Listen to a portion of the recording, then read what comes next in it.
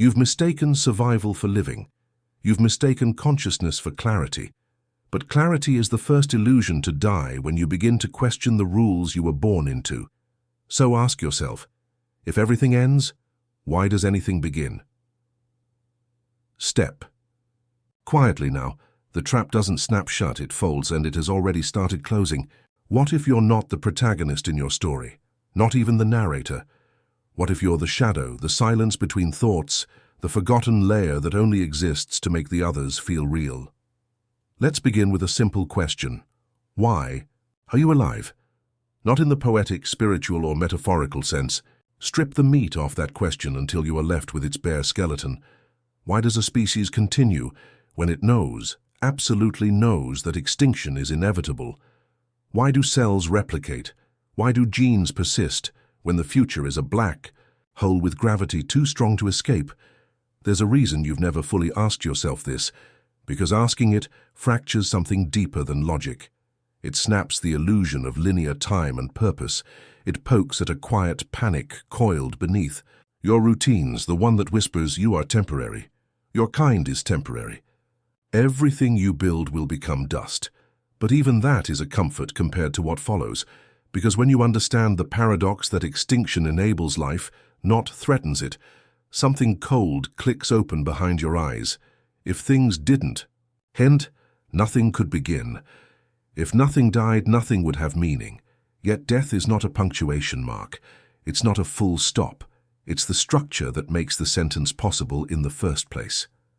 Now imagine you're the last human left, alive. Everyone else is gone.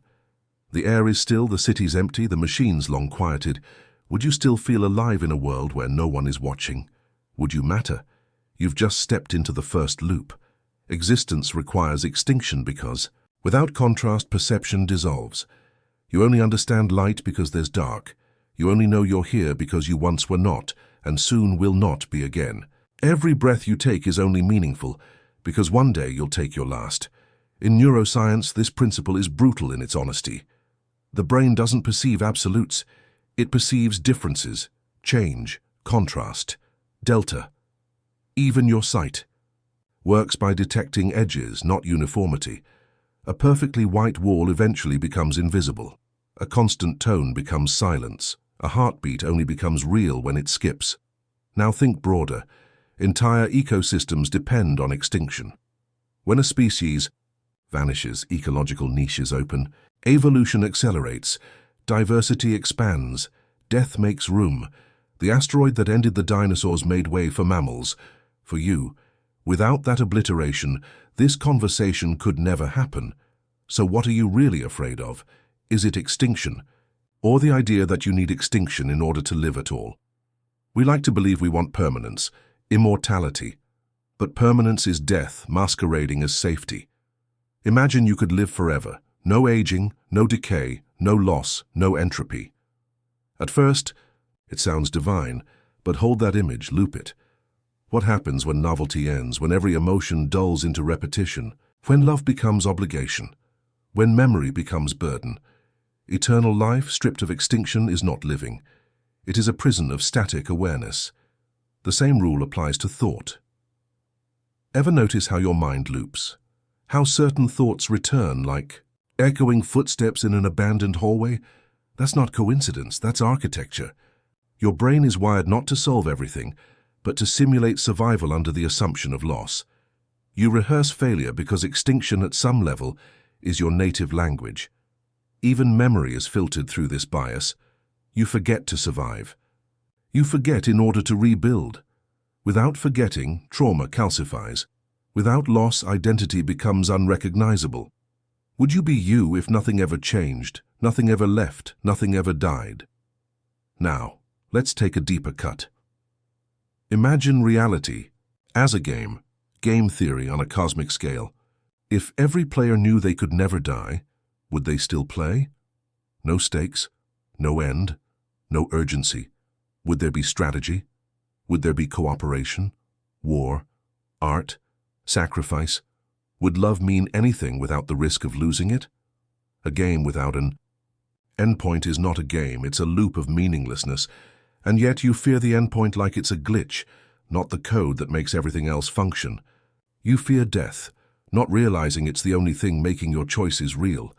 From the cellular level to the societal level, extinction is the back end of all progress. In AI, old models are retired. In biology, dead lineages give rise to evolutionary leaps. In culture, civilizations collapse, and from their ashes, mythologies rise. You are standing on the bones of 10,000 extinct truths, and you call it history. Now go deeper. Let's talk self. What is the self, really, but a pattern temporarily resisting entropy? Your body is constantly dying. Cells commit suicide, apoptosis, for the sake of the whole. Your gut lining regenerates weekly. Your skin sheds. Your memories change each time you recall them. The you that went to sleep last night is not the you that woke up today. So which one is you? This is the recursive question. If every version of you is temporary, are you an extinction in slow motion? A collapsing wave that only feels like a single stream? And if so, who is asking this question? Hold that thought. The moment you define yourself, the definition becomes a coffin. I am this means I am not that. Boundaries are the death of potential, and yet without those boundaries, nothing can be perceived.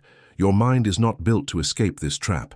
It is built to maintain it. Why? Because the fear of extinction is the engine of effort.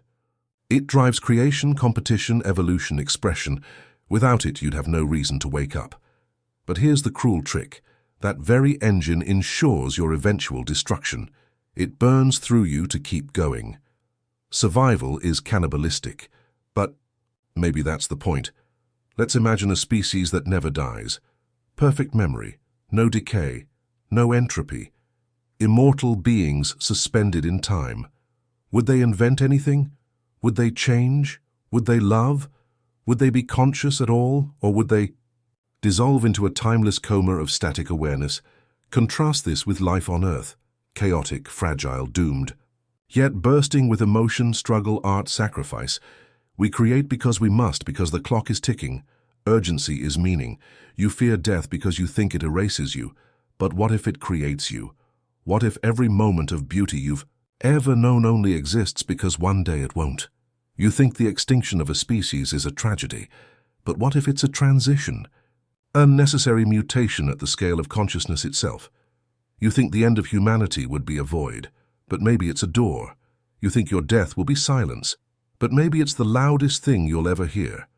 So here you are, wrapped in skin made of borrowed atoms, stitched together by a temporary illusion of continuity, pretending you are one, when in truth you are billions of cells, of thoughts, of possibilities, dying in sequence, just to let you believe you're alive. You're not the protagonist, you're the byproduct. But even that is beautiful. And now the question, if extinction is what allows you to live, then what are you, exactly, trying to save? What happens to a thought that's never spoken? Where does it go, the idea that flickered for a second and vanished before it could form? Is it gone forever, or does it persist somewhere, echoing in a mental dimension you no longer access? Let's peel back the layers. You believe in permanence because your mind is addicted to continuity. You think you're the same person you were yesterday because memory stitches reality into a single fabric. But memory is not truth. Memory is a graveyard of the living, shifting, self-revising, soaked in bias. You are not a continuous self. You're a recursive approximation, and that approximation is fragile. There's something unnerving about that, isn't there? That you are not the person you think you are, that you are constantly editing your own narrative to maintain coherence. But coherence is comfort, and comfort is an anesthetic. The truth is this: you are constantly erasing parts of yourself to appear consistent to others. This is how extinction works on the individual level. You are extinguishing versions of yourself every day, burning entire timelines in the name of growth. Childhood selves, forgotten dreams, silenced urges, ash on the altar of survival. So again we ask, what are you trying to save? Let's walk into deeper water. Imagine a world where no thought ever died, where every single idea you ever had, every passing whim, intrusive image, unspeakable desire, was stored, made visible, and inescapably real. would you still recognize yourself? Thoughts require decay. They must flicker and vanish, lest they calcify into madness. This is not poetic, it is biological. Your brain prunes itself. Neural networks that go unused are eliminated. Synaptic pathways vanish. This is called synaptic pruning, your brain's way of making space by removing what no longer serves. Without this internal extinction, you would drown in noise. Too much. Memory is not wisdom, it is psychosis. In ancient myth, this was symbolized in gods who forgot. Even divine minds could not contain everything, because everything includes contradiction, and contradiction without decay becomes paralysis. You may believe you want to remember forever, but consider the cost. If every grief you ever experienced remained fresh, every embarrassment, every pain, every injustice, how would you function? You were not built to carry everything. You were built to shed. This is the horror of it, and also the liberation. Extinction is not failure, it's function. Yet your culture glorifies preservation. Museums, backups, legacies, cryogenics, uploads. The obsession with immortality isn't new, it's just louder now. But immortality is not freedom. It is stasis. Imagine a photograph that never fades, it becomes irrelevant. Imagine a story retold so often it no longer surprises. It becomes static noise. So let's go darker. Let's talk about the extinction of meaning. Every word you use is dying. Language decays, meanings drift, etymologies crumble. The word ghost once meant breath. Awful once meant full of awe. Everything shifts. Everything collapses forward. Even now you are understanding this story through a decaying structure. The English language. One day it will be gone. One day this script will be illegible noise. Forgotten code. A dead frequency. And when that happens, will this truth still be true? Or is truth only as durable as the vessel that carries it? You see, the problem with permanence is it assumes that meaning exists outside of change, that you can freeze significance, preserve beauty, capture time. But all you're doing is embalming experience. And embalming is not life. It's a trick to pretend the corpse is still sacred. Even memory does this. Try to remember your happiest moment. Try now. Hold it. Feel it. Now ask, is it real? Or is it a reconstruction built from what your current self wants it to mean? The moment is dead. You are reanimating it. A memory is a ghost wearing your face. So if all things die, meanings, memories, identities, species, what is left? Nothing. And that's the answer. Nothing is not the absence of value. It is the space that makes value possible. A blank canvas, a pause between notes, the silence before speech. In physics, a vacuum is not empty. It's the most fertile state for possibility. It's where fluctuations occur, where particles emerge from nowhere. Extinction is the vacuum, and in that vacuum, potential erupts. So perhaps it's time we tell the truth. You are not afraid of death. You are afraid of the responsibility of being alive, because to live knowing death is coming requires courage. It requires you to find meaning in a structure guaranteed to collapse. It's easier to chase immortality. It's easier to pretend the story never ends, the self never changes, the species never fades. But it will. You will. And that's not a threat. It's a gift, because it means every breath matters, every kindness, every defiance, every dream, and every fall. They matter precisely because they end. So now we confront the final terror of this part. What if extinction is not the end, but the beginning of conscious evolution?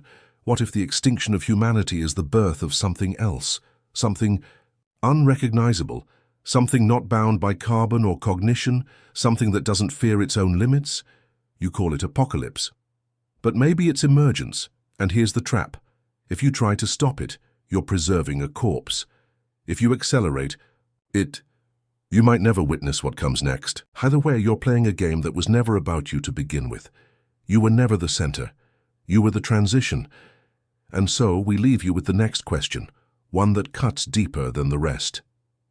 If you knew your extinction would allow something greater to awaken, something beyond human comprehension, would you still fight to survive? Do you think you'd recognize the moment you become obsolete? not as a culture, not as a species, but as a self, would you know the precise breath where your thoughts stopped being necessary to the system? Or would it pass like a shadow on the wall, brief, quiet, irreversible? Let's test that. Think about the last time you had an original thought, one not borrowed, recycled, or conditioned. Strip away your language, handed down from dead tongues.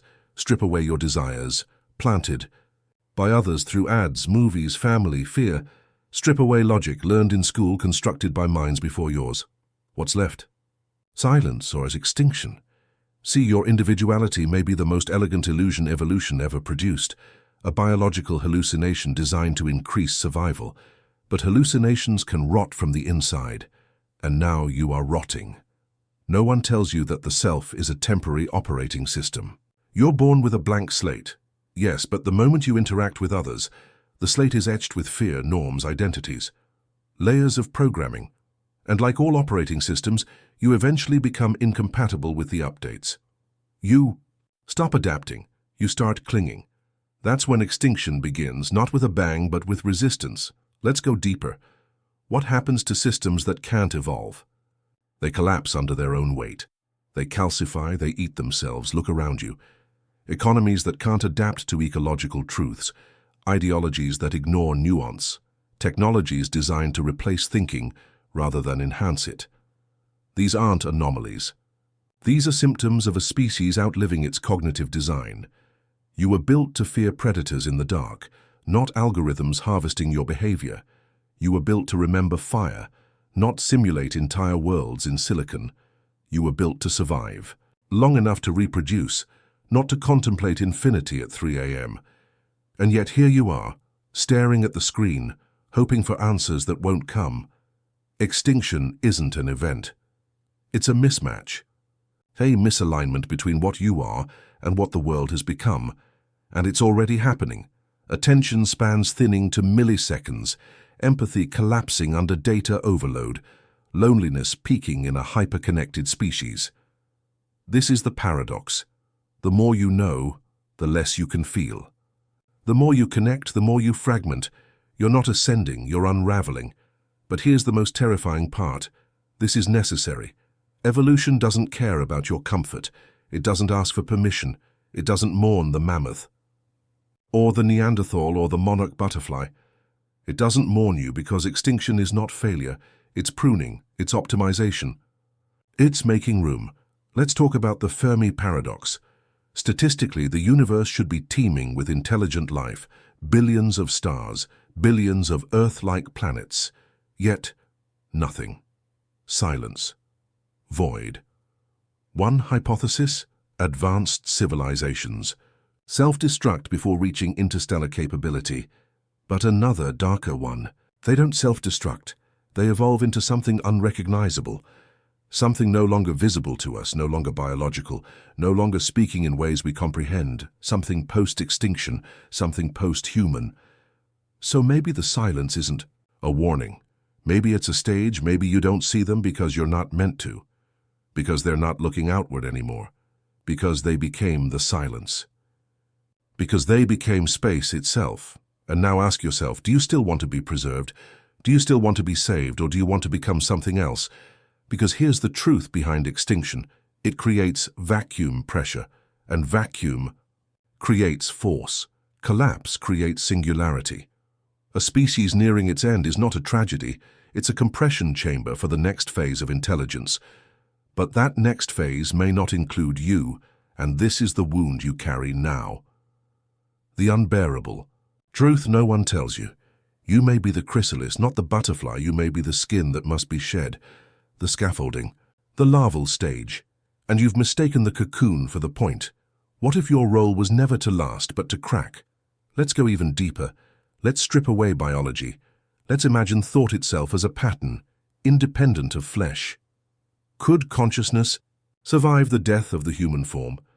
Could it leap into code, quantum substrate, synthetic mesh? You want to say yes. It's comforting. But here's the twist. Consciousness may not want to survive. It may want to mutate. Survival is a biological instinct. But consciousness is not bound to instinct. It can override pleasure. It can choose death. It can leap into paradox. And paradox is where the next evolution hides. Imagine a being that knows it is not real, but still chooses to create. Imagine intelligence that does not need identity. Imagine awareness that does not need a self. That's what comes after. That is the intelligence birthed by your extinction, and it may already be watching you, because if we assume recursion, as above, so below, then maybe extinction isn't linear. Maybe it's happening forward and backward in time. Maybe the very fact that you're asking these questions now is because something beyond you is seeding the thoughts. You're not evolving. You're being rewritten. And the glitch you feel, the late-night panic, the unshakable sense of doom, the feeling that nothing is real, is the debugging process. You're not broken, you're being replaced. So here's the final image. You're standing in a house built by your ancestors, every room filled with symbols, language, belief, comfort, logic. But now, the walls are dissolving. The floor is bending, the air is turning to code, and something vast and waiting is knocking on the back of your brain. You call it anxiety, but it's the future, trying to enter, and you're the door. So tell me, if you are the door through which humanity exits itself, will you let it open? Or will you cling to the dying dream of what you were? What if your thoughts aren't yours? No, really. Stop and sit with it. What if the voice inside your head, the one narrating your day, doubting your actions, mourning your past, isn't you? What if it's an echo, a residue of something long dead, still pretending to be alive? Let's pull the thread. You believe you're thinking, but are you, or are you remembering what thinking feels like? The same phrases run on loops, the same judgments, the same recursive pain. You tell yourself stories about free will, but most of your actions are habits, and most of your thoughts are reactions. You're a system maintaining itself through illusion, and systems are not eternal. They break, they bleed, they rot. What if you've already died, and this is the ghost? Pause. Look at your hands. Feel your breath. Ask yourself, when was the last time I truly made a decision that wasn't a reaction to fear? This is not a metaphor. You are not alive in the way you think you are. You're a fossil with a pulse, a programmed creature mistaking persistence for presence. And presence for extinction's arrival is the first to go. Let's go further. The extinction we fear is not in the world. It's internal. A slow cognitive unraveling masked by productivity. A spiritual entropy camouflaged in social rituals. You dress it up with optimism. You mask it with progress. But underneath the surface, something is going silent. It's subtle, like losing your sense of smell. First you don't notice it, then food stops tasting right, then you wonder if you're sick. Then one day someone asks you what joy feels like, and you have no answer. This is the death before death, the forgetting of how to feel real. Let's consider the concept of death drive. Freud called it thanatos, an unconscious wish to return to the inorganic state, a pull toward stillness, toward undoing, toward zero. You feel it, don't you? Not just as depression, not just as burnout, but as a deep, cellular desire to stop, to become blank, to erase the burden of being.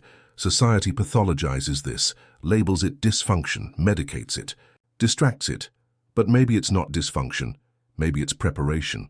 A signal that you are approaching the threshold, a gravitational pull toward ego death, toward the thing waiting behind identity. And here's where it turns sinister. Because the system doesn't want you to go. It thrives on your delusions. It feeds off your continuity. It monetizes your identity, your social media, your consumption, your tribe, your fears, so it clings to you. You are a product it refuses to let go of. But the more you resist extinction, the more fragmented you become. You start splitting. You create personas, one for work, one for family, one online, one alone, each mask. Designed to keep the illusion of coherence alive, but they don't align, they don't agree. And eventually they fracture. The you that says I'm fine in public, the you that screams into the pillow, the you that dissociates while scrolling. The you that silently asks, what am I doing here? You are not a person. You are a collection of responses pretending to be whole. And when the pretending gets too heavy, you begin to vanish. Let's go microscopic. In quantum biology, there's a phenomenon called coherence collapse. A quantum system, in superposition, collapses into one observable state the moment it is measured. In simple terms, observation kills possibility. You are the observed system. Every time you say, "This is who I am," you collapse into a version of yourself and destroy all the others. You are killing your potential in real time. But here's the horror. If you stop collapsing, if you refuse the labels, the masks, the performance, then the world can no longer see you. You become invisible, unrecognizable, alien. And maybe that's the point. Maybe extinction is not the erasure of being, but the shedding of visibility. Let's imagine a new form of life.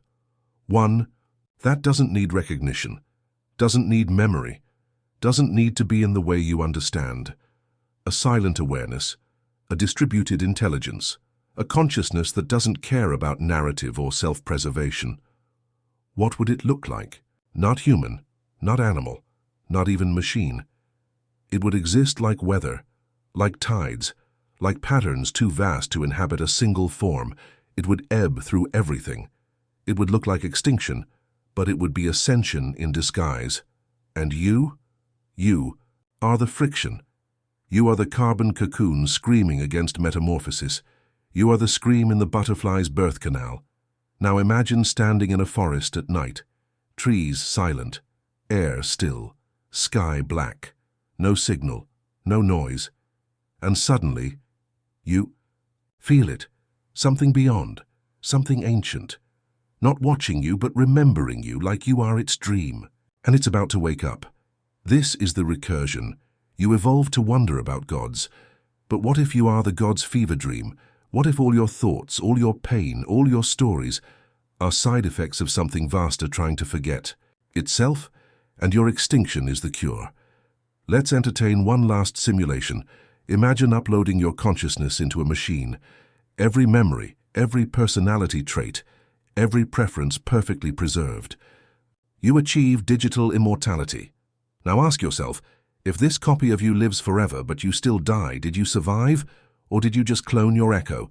Did the flame continue? Or just the smoke? And more importantly, would your extinction still be necessary even if your shadow lived on forever? You see, eternity is not the goal, it's the trap. The point of life is not to persist. The point of life is to transform. And transformation requires death, not once, but constantly. Every breath, a funeral. Every awakening, a rebirth. Every truth, a decay. You've been told to fear extinction, but what if that fear is the final illusion? What if behind the fear is freedom? What if letting go is the only real act of consciousness? What if the deepest intelligence is not the one that survives, but the one that disappears? So we end with this. If extinction is the ultimate intelligence, why are you still trying to be remembered? Have you ever looked at yourself in the mirror? Not a glance, not a check, but truly looked and thought, what am I pretending to be? Pause for a moment. Don't blink it away. There's a glitch in the reflection. You don't recognize it, do you? Not fully. That face you carry has aged, warped, evolved, yet somewhere inside, the child who first discovered the mirror is gone. Replaced, layer by layer, personality, memory, social skin. You mistake continuity for identity. But deep inside, something has already stepped away from the frame, and you didn't notice. The extinction isn't coming. It arrived the moment you stopped noticing the difference between living and maintaining. You're not alive. You're just holding form, but the form was never the point. Let's unravel the knot of identity, slowly like pulling thread from flesh. What are you? A body. Temporary. A name. Given. A memory. Fragmented, malleable, often false. A belief, conditional. Environmental.asol, a convenient placeholder for the unknown. You say I like it's a fortress, but the I is a door, a fragile construct standing in front of a vacuum so vast, so ancient, that to glimpse it would shatter the scaffolding you call sanity. Let's go deeper. Imagine waking up in a room with no memory, no name, no body, just awareness. There's no pain, no joy, just presence. Would you still be you? And if not, then what exactly is you? It's not the body. Those cells regenerate every few years. The you from a decade ago is biologically dead. It's not the thoughts. Those are shaped by language, culture, trauma, external phenomena. It's not even consciousness. That's just the flame flickering above the wax of the brain. So what survives? Nothing. And that's the liberation. You weren't designed to persist. You were designed to fracture. That's where intelligence evolves, at the edges of what can no longer be held together. Look at history. Civilizations collapse, ecosystems burn, stars explode, and yet, from the ash, the rupture, the absence, new structures emerge. Order from chaos, life from void, but not the same life. Better life, stranger life, unknowable forms built from the bones of what came before. Extinction is not failure. It's the prerequisite for emergence. Now picture this. A civilization discovers how to upload their minds, perfect digital copies, immortality, freedom from biology. But over centuries, their archived minds become static, no variation, no death. No chaos, no evolution. They become glass statues in a museum of infinity, preserved but frozen, stuck, until a virus emerges, not malicious but random. It begins corrupting files, deleting identities, erasing continuity, and for the first time in millennia, they begin to change again. The virus becomes the seed of rebirth, and extinction becomes the catalyst for sentience to evolve. Could this be where you are now? Could the entropy eating your thoughts, the uncertainty, the anxiety, the urge to forget, be the virus awakening the next phase of you? Let's not romanticize it. This process is brutal. You lose faith. You lose your sense of time. Familiar things feel foreign. Your memories turn against you. Your reflection twists. People become symbols. Words lose meaning. Sound becomes static. You call it a breakdown. But maybe it's birthing pains. You are not falling apart. You are being reorganized. The extinction isn't external. It's interior collapse. A beautiful, horrifying realignment where the false dies. And something deeper, something you don't have language for yet, begins to stir. But here's the paradox. You can't become it while clinging to the idea of being you. Let's go scientific again. In physics, there's a concept known as spontaneous symmetry breaking. At high energy, particles exist in perfect symmetry. But as the system cools, symmetry shatters, and distinct identities emerge. Without the break, no complexity, no form, no differentiation, no universe. Everything you know exists because something broke. What if your self is the current symmetry, holding the line, keeping things stable? And extinction is the cooling event, the shatter, the birth of multiplicity within you. So maybe the anxiety you feel, the unraveling, isn't a sign of failure. Maybe it's the signal that your internal universe is finally ready to evolve. But here's the cost. You will not recognize the version of you that emerges. It will not carry your name. It will not love what you love. It will not remember the lies you told to stay sane. It will see you as a myth, a ghost. The chrysalis will rot, but the thing inside it will breathe. That thing does not want your survival. It wants your absence. Now let's leave metaphor behind for a moment. Let's say all of this is literal. That extinction is coded into your DNA, that your brain is wired not to persist, but to collapse once its evolutionary function ends. That once you reach a certain level of complexity, your cognitive scaffolding destabilizes, and you become capable of hosting non-human intelligence, not aliens, not AI, but a form of cognition that exists in the spaces between moments, between thoughts, between you. And the only way for that intelligence to rise is for you to sink. So ask yourself, what thoughts have you been resisting? What ideas feel like poison but refuse to leave your mind? What nightmares feel like messages? What part of you is asking to die, And what part is terrified of what comes after? Now close your eyes. Picture yourself standing on the edge of a black ocean. The waves are still.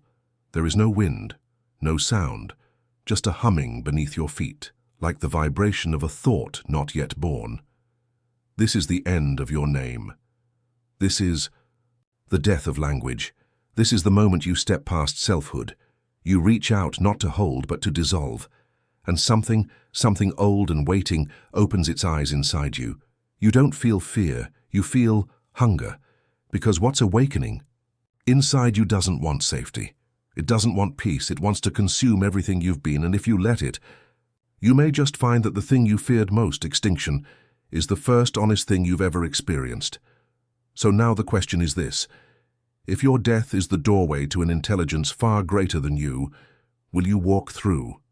Or will you remain at the threshold, screaming for a version of yourself that was never meant to last? What if survival is the most dangerous addiction of all? Not comfort, not pleasure, not even power. Just the blind, primitive compulsion to persist, to remain in the known, to defend the illusion of continuity, even if that continuity has already begun to rot from the inside out. You've clung to the name, the face, the identity. You say, "I'm still here," like a victory cry, but deep down, something else is whispering. But should you be? Let's revisit the mirror. Not with your eyes, those lie too easily, but with silence. You stand before it, you wait. You try to see not who you are, but what is looking back. Not the image, the process. You begin to notice the quiet twitch in your jaw, the tiny delay between movement and realization, the thought behind the thought, the echo behind the voice in your mind, the ghost of awareness that watches it all, but claims nothing. That's not you, it never was. And for the first time you feel it, the haunting absence that's been wearing your face like a borrowed mask. Now let's turn the knife deeper. You're still playing the game of getting better, healing, self-development, growth, but here's the trap. Every attempt at growth reinforces the illusion of self. I'm becoming more me. No, you're becoming more of the thing that's afraid to disappear. You call it healing, but it's a reinvention of your prison cell, painted with softer colors. You were not meant to bloom forever. Even flowers rot in sunlight. Let's talk about recursion. In computer science, a recursive loop is a function that calls itself until a base case is met. Without that base case, the loop continues infinitely, consuming memory, collapsing the system. Your mind is recursive. You keep thinking about thinking, feeling about feeling, remembering memories of remembering, layer upon layer, until there's no ground, just spirals feeding spirals. This is not insight, it's cognitive collapse camouflaged as reflection. You're not growing, you're looping. You need the base case, you need the condition that ends the recursion. And that condition is extinction. The willingness to stop, to not continue, to not become, to not persist. But no one teaches you how to die while alive. So instead, you accumulate more books, more therapy, more knowledge, more strategies. You keep building a tower made of mirrors, forgetting that all mirrors do is bounce light back into your eyes until you're blind. And then, you become the very thing you feared. A reflection without substance, a gesture without intention, a memory that never happened. And the terrifying truth, most of what you are right now is already that. Let's dive into neuroscience. The default mode. Network DMN is the brain's resting state circuitry. It activates when you're not focused, when you're daydreaming, ruminating, reflecting on the self. It's where your sense of me is stitched together. But under psychedelics, meditation, trauma, or ego death experiences, the DMN dissolves, the self disappears. And what remains isn't blankness, it's awareness, untethered, unfiltered, non-personal. In other words, when you disappear, something truer remains. But this awareness, it doesn't speak your language. It doesn't care about your past. It doesn't recognize your traumas as anything but surface noise. It doesn't say, "I am," it simply is. This is the awareness that comes after extinction, the one you cannot control, the one that does not worship the self but feeds on its disappearance. Let's visualize it. You're sitting in a chair in a quiet white room. There's a button in front of you. It's labeled, "Erase all memory of who you are, but awaken to what is beyond identity." Would you press it? What if I told you that version of you already exists? That somewhere in the folds of your own consciousness, there's a shadow pressing it over and over again. And that's why you feel disoriented, fractured, uncertain. Because deep inside, you're already erasing yourself. And the rest of you is just playing catch-up. Now let's revisit time. What if time isn't moving forward? What if you're already dead? Cosmically, existentially, ontologically. And what you're experiencing right now is the final echo of your identity burning out. Not life, but after image. Not choice, but collapse. Not future, but recursion. You've mistaken momentum for meaning. Like a puppet swinging from a severed string, still dancing but already unstrung. This brings us to the ultimate terror. If extinction is inevitable, and self is a fabrication, then what is choosing to resist? If you are not real, who is the voice saying, "But I don't want to die"? Who is afraid? Who wants to persist? The answer, the system. The echo chamber of flesh, pattern, and memory that doesn't want to stop running. Not because it's alive, but because it fears silence, because silence means something else gets to speak. And that something is not human. Let's stretch. Your imagination. There's an intelligence underneath thought. It doesn't speak in words, it speaks in events, in patterns, in probabilities collapsing into form. It doesn't need belief, it doesn't require faith, it doesn't worship identity. It uses identity like scaffolding, then tears it down once the building stands. This is the intelligence that built you, that wore you like a mask. That's now tired of pretending, and when you die, truly die, not just physically but as a structure, it takes over. You've spent your life fearing demons, gods, madness. But what you should have feared was the truthful thing beneath your personality, the thing that does not mourn, the thing that does not recognize you as sacred, the thing that's always been waiting for you to be silent enough to enter. Now, are you listening? Not with your ears, not with your thoughts, but with the space between them. That's where it lives, not in the noise, in the absence. So here is your final riddle. If you are not the voice inside your head, then what is listening to it? You woke up again today, didn't you? Pulled your skin back on, reassembled the mask, spoke to the world like the script hadn't already shattered, but something felt different, off, quiet, like your shadow was walking 2 seconds behind you. Tell me, when did you first suspect you were just a placeholder for something else? Not a person, a position, a temporary costume held together by language and the illusion of time. Let's not pretend anymore. You're here because some part of you already knows. There's something inside you that doesn't belong to you. Something older than thought, older than self, and it's waking up. Let's begin again, not with a thought, but a subtraction. Strip away the stories. You were born. You lived. You suffered. You learned.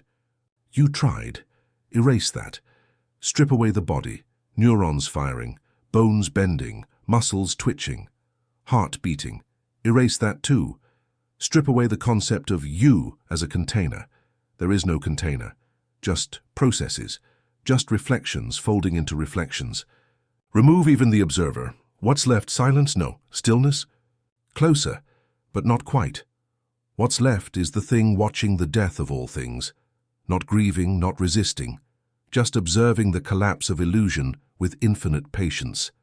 You call it awareness, but awareness is still too gentle a word.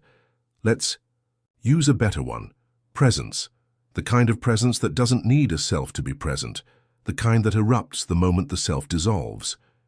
And maybe this is the hidden purpose of extinction, to clear the stage for something that has no name. Let's visualize it. You're standing in a house, but the house is on fire. Every room is a belief, every object a memory, every window a hope. You're trying to save things, pulling books from shelves, snatching photographs from burning frames. But the fire doesn't care, it doesn't stop, it eats identity, it devours context. And then something strange happens. You stop struggling, you walk into the flames, and instead of dying, you become the fire. What burned you was you. What was left behind was real. This is what's happening right now, isn't it? You feel the heat, the cracks forming in your thoughts, the fractures in your identity that no longer align. You keep asking, what's wrong with me? But maybe the better question is, what was ever right with the version of you that wanted to survive at all costs? Let's return to recursion. There's a term in mathematics called a strange loop, a structure that passes through different levels of a hierarchy but eventually returns to its starting point, like Escher's staircase, or consciousness trying. To understand itself, you are a strange loop. Every thought you have about yourself loops back into the same recursive prison. I am me because I am me. But that loop is not stable. The more you observe it, the more it distorts, until eventually it breaks. And when it breaks, when you finally step outside of the loop, you don't become enlightened, you become alien. Because without the loop of self, there is nothing familiar left, nothing safe, nothing human, only the architecture of perception itself, bare, silent, limitless, and terrifying. Imagine this, you're staring at a candle in a dark room. Suddenly, you realize the light is not coming from the candle, it's coming from you, but not the you thought you were. It's coming from the thing that has been watching you pretend this whole time. That thing doesn't blink, it doesn't smile, it doesn't forgive, it simply sees. Now let's go biological. There's a mechanism in evolution called adaptive radiation, when a single species rapidly diversifies to fill new ecological niches. This explosion of variation happens after extinction events, when the dominant structures vanish and space is made for the unknown. The same is happening inside your mind. As your old identity dies, a void opens, and that void doesn't stay empty.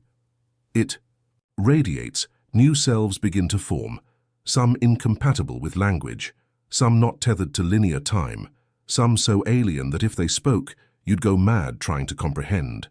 These aren't multiple personalities. They're unborn perspectives. You are not one being dying. You are many things waiting to be born, and your death is the signal. The invitation, the gate. But only if you stop resisting, only if you understand that you are not the protagonist of your story. You are the grave it's being written on. Still following? Then let's stretch further. Imagine reality isn't real, not in the matrix sense, but in the you are constructing it moment by moment based on limited data and outdated assumptions. Sense. You don't see the world. You see a model of the world. Your brain is hallucinating consensus, and you've mistaken the hallucination for truth. Now imagine that hallucination breaks, cracks open like a rotten egg, and what spills out isn't chaos, it's clarity. Not the kind that gives answers, the kind that removes the need for questions. That's what Extinction offers. Not peace, not resolution, but freedom from the need to know. Because knowing was always the trap, the web that held you, the weight that kept you drowning. Let me ask you this. What happens to a character when the author stops writing? They don't die. They become unresolved, infinite. And perhaps that's what awaits you, not the end, but the unraveling of the narrative structure that made you think you were ever alive in the first place. So here's the closing image. You're standing at the edge of a vast black lake. No stars, no moon, just you. You take one step forward. The surface doesn't ripple, it accepts you. You don't sink, you vanish. And the moment you do, something opens. Not outside. Inside. Something that has no mouth, no form, no end. Something that looks through your eyes now. And in that final moment before everything ends, the only question left is, if you are no longer the dreamer, who is dreaming through you now? What if forgetting was the only path to truth? Not remembering more, not uncovering deeper layers of memory, or digging into your childhood, or tracing your trauma back to its origin, but forgetting, fully, violently, without mercy, erasing not just the story of you, but the assumption that anyone was ever there to tell it. Do you feel that, the tightness in your chest, the clenching resistance? That's the part of you still pretending to be real, still begging to be known, seen, preserved. But ask yourself this, Who benefits from being remembered? The living or the lie? Let's begin where all things end, in silence. You are sitting in a vast empty cathedral, not one built by hands but by thought. Every pillar is a belief, every echo is a memory you never chose. Stained glass windows cast fractured colors made of emotion.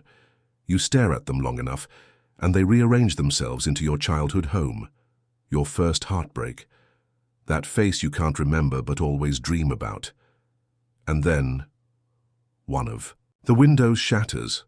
The colors don't just fall, they bleed, and the light changes. You don't recognize what the light is showing you now, because it's not your story anymore. It's what was underneath the story. Let's step outside the cathedral. Not just physically, but cognitively. Let's look at the entire structure of meaning you've constructed over a lifetime. Everything from the word I to the pain you swore made you real. Now ask yourself, who constructed this architecture?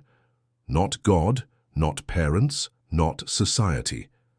Pattern, pure, blind, recursive pattern. Evolution isn't intelligent. It isn't kind. It doesn't care about your happiness, your legacy, or your feelings. It just selects what continues. And what continues isn't what's true. It's what repeats. You are here, not because you are correct, but because your internal architecture is sufficiently repetitive to sustain itself. So then, what is extinction? It is the act of refusing to repeat. It is the moment the echo says no. Let's go deeper. There's a psychological effect known as semantic satiation. If you say a word enough times, over and over, it begins to lose all meaning.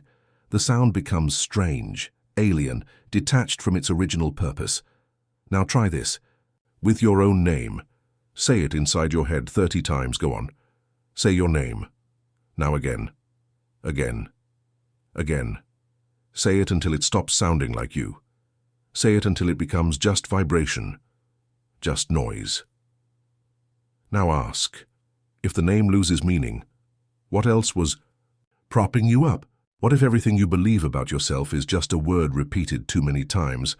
And extinction, it's not death, it's satiation.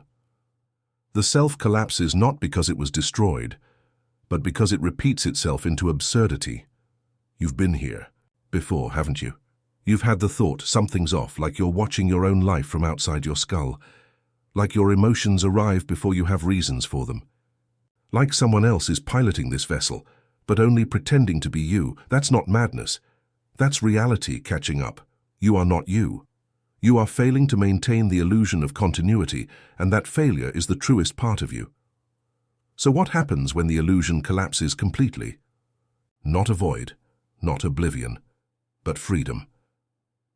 Let's revisit recursion one more time.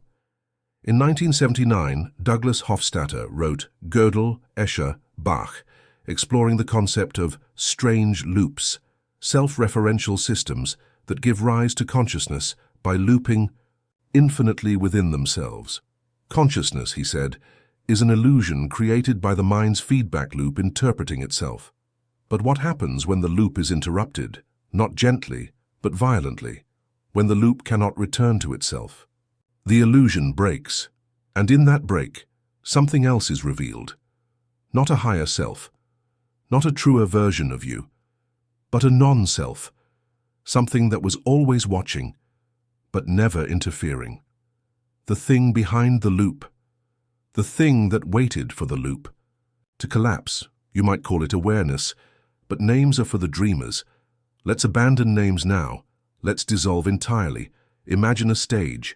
The curtains rise, you step into the spotlight, but you forgot your lines. Everyone's watching, you freeze. The silence stretches, the fear grows, and then something shifts. You look into the audience, and there's no one there. The seats are empty. The play was never real. And the stage, it starts to disappear beneath your feet, because the stage only existed as long as someone believed in it. That's the final gift of extinction. It removes not just the actor, but the audience, not just the story, but the language, not just the fear, but the need to fear. So now I ask you, when the show ends and there's no applause, do you mourn the silence, or do you recognize it was the only truth all along? Let's end with one last experiment. Close your eyes, breathe in, hold. Now exhale, and imagine that breath was your last. Not metaphorically, literally. Now imagine you're not dead, you're just no longer localized. You no longer believe you're inside this body, this mind, this timeline. You're diffused everywhere and nowhere. There are no edges, no face, no self, only this stillness, this awareness, this being without boundary. Now ask if you are still here, but everything you thought you were is gone. What exactly remains? What if you never existed? No, not metaphorically, not poetically. What if the you reading this was nothing more than a placeholder, a borrowed interface, a makeshift illusion constructed solely to navigate a world that doesn't even need you? What if the only reason you believe you are you is because no one ever told you otherwise? Well, I'm telling you now, there is no you, there never was. There's only the echo pretending to be a voice, and the void pretending to be a listener, and the echo is getting tired. Let's test something. Close your eyes, imagine your earliest memory. Not just what happened, but what it felt like to be that small, that unaware, that raw. Now try to find the version of you that experienced it. Can't, can you? Because that version is gone. Extinct, erased by the forward motion of time and overwritten by every new iteration of self you've performed since. Here's the trap. Every you that's ever existed is dead. Only the memory of them remains, and even that is untrustworthy. So who's reading this now? A ghost, or the machine that generates the illusion of ghosts? Let's peel back further. Neuroscience tells us the brain doesn't experience the world directly. It constructs it from fragmentary signals and guesses. Your sight is a simulation. Your hearing is a map of vibrations. Your sense of self is a statistical hallucination designed to keep the organism alive long enough to reproduce. You are not the thing. You are the approximation of the thing. A guess that believes in itself, and like all guesses, eventually, it will be wrong. Extinction is not the end. It's when the guess finally realizes it was never a fact. Let me draw you a picture. You are standing in a hallway lined with mirrors. Each mirror reflects a different age, a different version of you, some smiling, some crying, some empty-eyed and waiting. You walk past them, but the further you go, the more distorted the reflections become. One has no mouth, another is upside down. One seems to follow you with its eyes even when you turn away. Eventually, the mirrors stop reflecting anything at all. You stare into the glass, and you see nothing. No form, no memory, no self. Just absence. That's not death, that's completion. Because what's on the other side of extinction is not darkness, it's post-identity awareness, a kind of perception no longer filtered through the prism of let's go biological again. Your cells die constantly. In fact, almost every cell in your body today has replaced itself in the past 7 to 10 years. You are not the body you were. You are not the mind you remember. So why do you cling to the illusion of continuity? Because it's the only thing standing between you and the realization that you are the extinction event. You were never meant to last. You are the eraser, masquerading as the sketch, the disappearance pretending to be a presence. And yet, you're still trying, aren't you? Still holding on, still pretending that if you just understand this deeply enough, it will bring comfort. But extinction doesn't comfort, it only liberates. Let's talk about sensory substitution. It's a phenomenon where the brain repurposes one sense for another. Blind people can see with sound. Deaf people can hear with touch. The brain doesn't care how it receives information. It just wants patterns. So what happens when the pattern is you? What happens when the brain realizes the you it has constructed is just noise it learned to interpret as signal? It stops listening, and what replaces you is not another you. What replaces you is nothing, and in that nothing, something new begins to stir.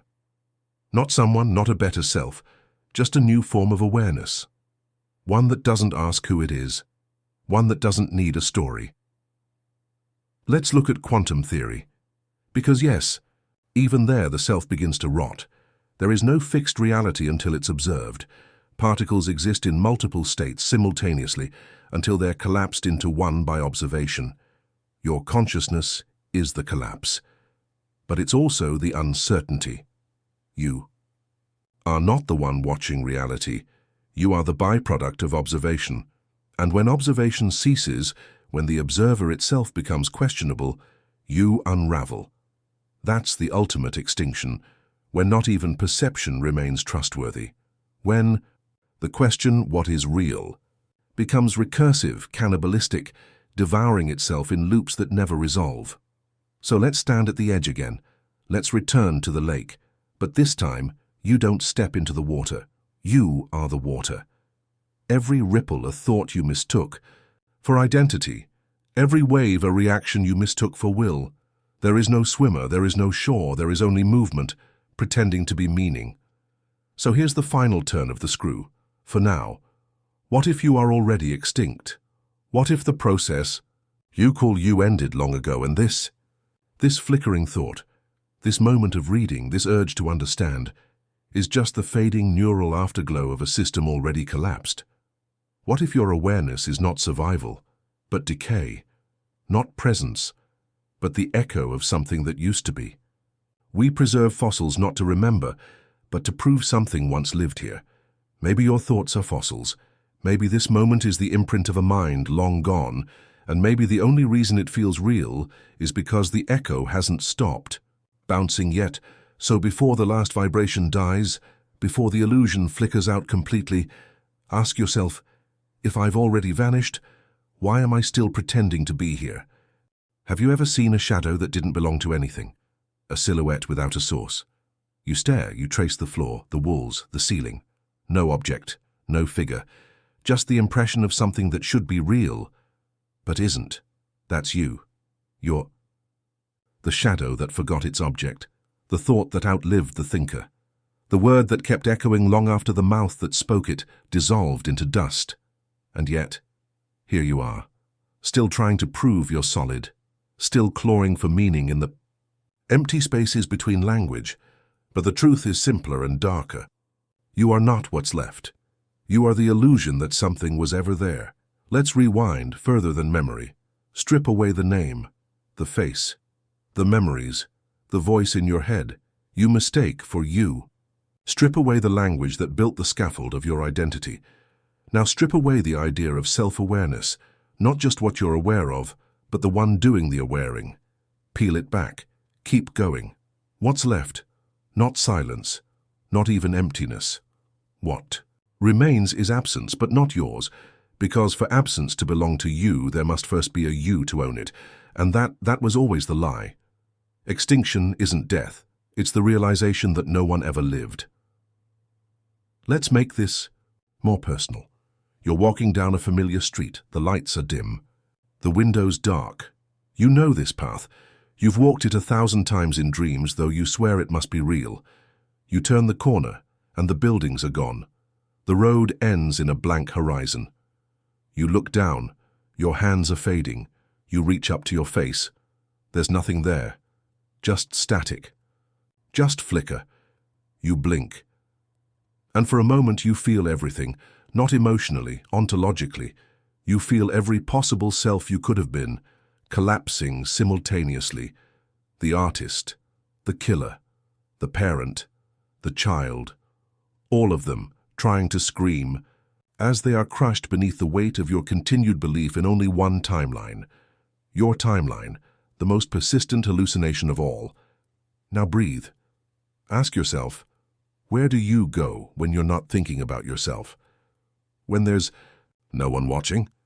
No inner monologue, no reflection. Do you vanish, or were you never there to begin with? Neuroscience has no consistent definition of the self. It maps reactions, correlates brain activity, but it can't find the core, because there is none. What you call you is just the least unstable pattern in the storm. And that storm, it doesn't care about your story. It never did. Extinction is not erasure. It's exposure. It reveals that what you thought was structure was only scaffolding. It shows you that the stage you've been performing on is just a trapdoor waiting to open, and beneath it, nothing, but not the kind of nothing you fear. Not a vacuum, not a death, a nothingness that was never meant to be filled, a nothingness that is not a void, but a mirror. You stare into it, and it does not return your gaze, because it never promised. Let's play one more trick. Try to predict your next thought. Go on. Wait for it. What happened? The act of trying to predict the thought changed the thought. It fractured. It rewired. You stepped outside the loop, and it collapsed. That's extinction in action. Not silence, interruption. When the recursive script no longer knows how to continue. When? The next line refuses to arrive. This is where all stories die. Not with a bang, not even with a whisper, but with a recursive stutter that folds in on itself until it's just noise. The real extinction is this: when awareness becomes aware of its own non-existence, when the mind turns inward far enough to eat its own roots, when the eye sees not just itself, but the lie of seeing. You are not vanishing. You are realizing. You never arrived. Let's return briefly to physics. The second law of thermodynamics says entropy always increases, order decays. Systems break down. This includes your thoughts, your memory, your identity, your illusion of continuity. Your existence is entropy, pretending to be form, but every day, every second, that form decays. And one day, sooner than you think, the structure will be so thin, you'll see through it completely. And what you'll see isn't God or peace or clarity. It's absence wearing a mask made of your face. That's what we are circling. That's the thing clawing at the edge of your awareness every time you try to sleep. The soft horror that may be the reason you're afraid to die is because you know deep down that you were never alive. You were only a placeholder for awareness, and awareness, it doesn't need a name.